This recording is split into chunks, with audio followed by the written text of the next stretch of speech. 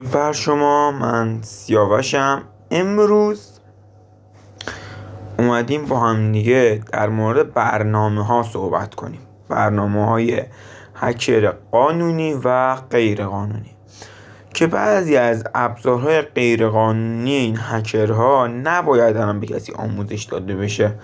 چرا؟ چون به احتمال زیاد کسی میتونه ازش سوء استفاده کنه و برای آموزش دهنده شما کسی که یاد گرفتید نکنید. مثلا الان شما از این ابزار مخرب استفاده میکنید، کی به شما آموزش داده؟ من. پس اون وقت دیدش میفته گردن من، جرمش. خب پس من الان اول ویدیو دارم میگم آقا جان، هر کاری با این ابزارهای مخرب، کدهای مخرب انجام بدید گردن خودتونه، من هیچ مسئولیتی ندارم. خب امروز در مورد برنامه ها میخوایم صحبت کنیم. خب نگاه کنید، ما در مورد برنامه ها صحبت میکنیم، در مورد شبکه صحبت میکنیم، در مورد کدها صحبت میکنیم. این کدها در اختیار شما قرار میدم، میگم که آقا کجا میتونید بذارید، کجا نمیتونید بذارید، همه اینا رو میگم. پس ما فقط یه چیز میخوام، این که همینطوری نکن. من تا حالا 2 تا ویدیو گذاشتم، یکیش 11 تا، یکیش 5 تا ویو خورده داخل یک هفته. من واقعا از شما ممنونم. من تازه اصلا داشتم گفتم خدا چه ویدیوی آماده کنم که بگم آقا منو حمایت کنن. دیدم نه، برای هفته اول و هفته دوم واقعا خوبه.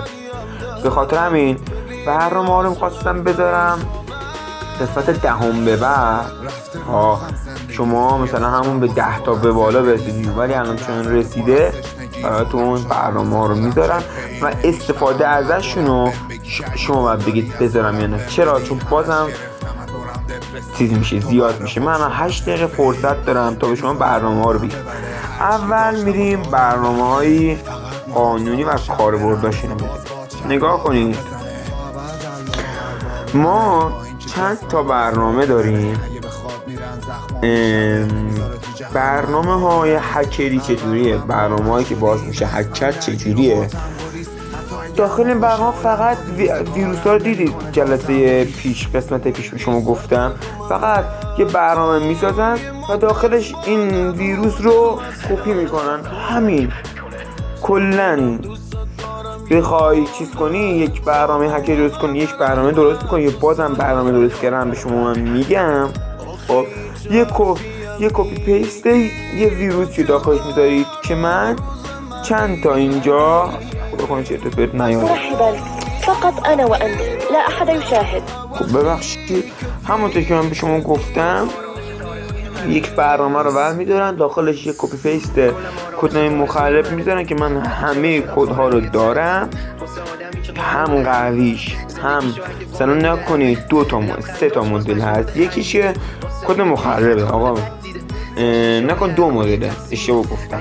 یکیش برای آزمایشی، یکیش نمیتونی آزمایشش کنید. نگاه کنید،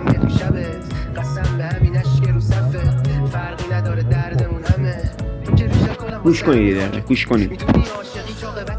2 مدل برنامه داریم، 2 مدل ویروس داریم که داخل قسمت پیش گفتم. آقا یه فضای هست، یه فضای آموزشی، یه فضای مجازی، یه فضایی که میشه داخلش هک کرد و به هیچ کس آسیبی نرسه، انگار که داری یه بات رو هک میکنی. خب مثلا یه کد هکری یه کد مخرب هکری، میگم انگار بچه سال. خب یه کد مخرب رو شما وقتی داخل یه سیستمی پیست کنید یا اجراش کنید، این کامپیوتر رو میپاچونه، همون کاری که اون ویروس باید انجام بده انجام میده. ولی خب اگر داخل فضای مجازی خب یک محیط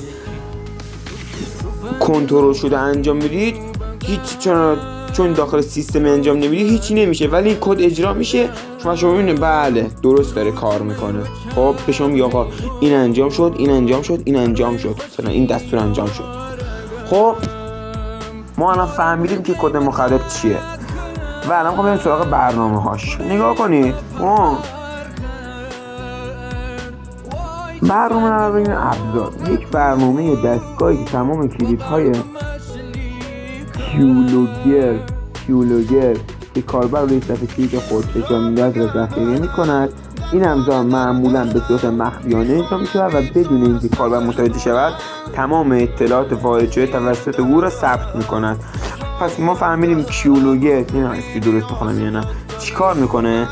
کیولوگر وصل میشه از طریق سیستم بدون اینکه کاربر بفهمه، صاحب سیستم بفهمه، از طریق سیستم به کیبورد وصل میشه و مثلا ما داخل کیبورد میزنیم یک، داخل این برنامه یک رو ذخیره میکنه و وقتی که همه اینا رو ذخیره کنن، مثلا من دارم شارژ میخرم برای خودم، آقا رمز دوم میزنم، CV2 رو میزنم، تاریخ انقضا رو میزنم، رمز پویا رو میزنم، هر دارم با کیبورد انجام میدم، اینا رو میزنم دیگه.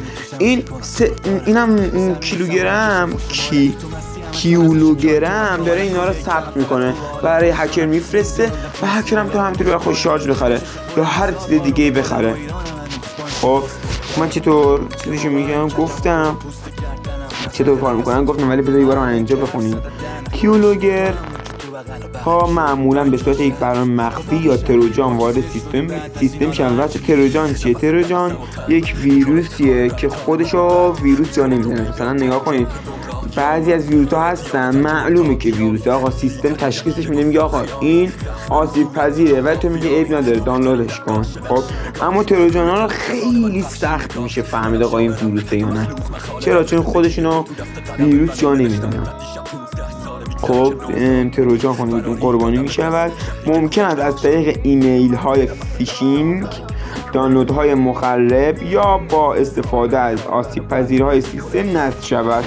همونطوری گفتم بعضی از چیزا نکنید، ویروس ها دو دستن دوباره، یکیش هم تروجانه، یکیش همه ویروس های دیگه. خب تروجان اجازه میگیره وارد میشه، ویروس که اجازه نمیگیره، به خاطر همین سیستم به این اجازه میده وارد میشه. اما سیستم ویروس های دیگه وارد همینطوری یه دفعه در نمیزنن، میان بالا گرد همینطوری میان خب و میان نصب بشن. حالا یا سیستم اجازه میده یا نمیده. وقتی هم که بخواد نده یا اگه ویروس خیلی قوی باشه سیستم و دیوار آتشین رو میشکنه، فایروال ها رو میشکنه و وارد میشه. اگر هم که نه سیستم اون رو منهدمش میکنه دیگه. همین هدفش هم که گفتم دیگه، مثلا یکی از هدفاشو همینجوری دو تا